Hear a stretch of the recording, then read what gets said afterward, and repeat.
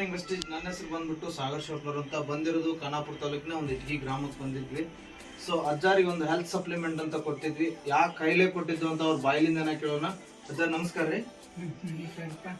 ನಿಮ್ಗೆ ನಾವು health product ಕೊಟ್ಟಿದ್ದು ಯಾವ ಕಾಯಿಲೆ ಕೊಟ್ಟಿದ್ದು ಅಂತ ಸ್ವಲ್ಪ ಶೇರ್ ಮಾಡಿ ಹೇಳ್ಬೋದ್ರಿ?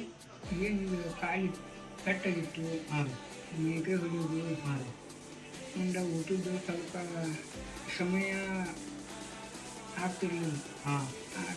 ನೋಡಿ ಫ್ರೆಂಡ್ಸ್, ಈ ಅಜ್ಜಾರಿಗೆ ಏನಿತ್ತು ಅಂತಂದ್ರೆ ಜಾಯಿಂಟ್ ಪೇನ್ ಇತ್ತು, ಸರಿಯಾಗಿ ನಾವು ಊಟ ಮಾಡ್ಲಿಕ್ಕೆ ಆಗ್ತಿರ್ಲಿಲ್ಲ, ಹಸು ಆಗ್ತಿರ್ಲಿಲ್ಲ ಅಂತ. ಈಗ ಇದು ಹೆಂಗ್ ಅನಿಸ್ತಾ ಇದೆ ನಿಮ್ಗೆ? ಇನ್ನು ತಗೊಳ್ಳಂತ ಏನ್ ಅನಿಸ್ತಾ ಇದೆ? ತಗೊಳ್ಳಂತ ಎಲ್ಲ ಕೆಲಸ ಮಾಡ್ತೀನಿ, ಮುಂದೆ ಊಟನೂ ಮಾಡ್ತೀನಿ. ಈಗ ಯಾವುದೂ ಸಮಸ್ಯೆ ನನಗೆ ಎಲ್ಲ ನೋಡಿ ಫ್ರೆಂಡ್ಸ್, ಇದನ್ನ ಈಗ ತಗೊಳ್ಳಂತಲೇ ಇವ್ರ ಸ್ನೇಹಿತರೆ ಊಟ ಮಾಡ್ತಾ ಇದಾರಂತೆ, ಚೆನ್ನಾಗಿ ಹೆಲ್ತ್ ಕೂಡ ಚೆನ್ನಾಗಿ ಇಂಪ್ರೂವ್ ಆಗ್ತಿದೆ ಅಂತೆ. ಆಮೇಲೆ ಅವ್ರಿಗೆ ಹುಲ್ಲನ್ನು ಕೂಡ ಕೊಯ್ಲಿಕ್ಕೆ ಬರ್ತಿರ್ಲಿಲ್ಲ ಅಂತೆ.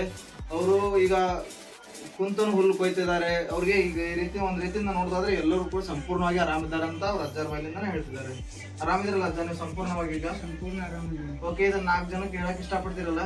4 ಜನಕ್ಕೆ 10 ಜನಕ್ಕೆ ಹೇಳಕ್ಕೂ ಇಷ್ಟಪಡ್ತೀನಿ. Thank you.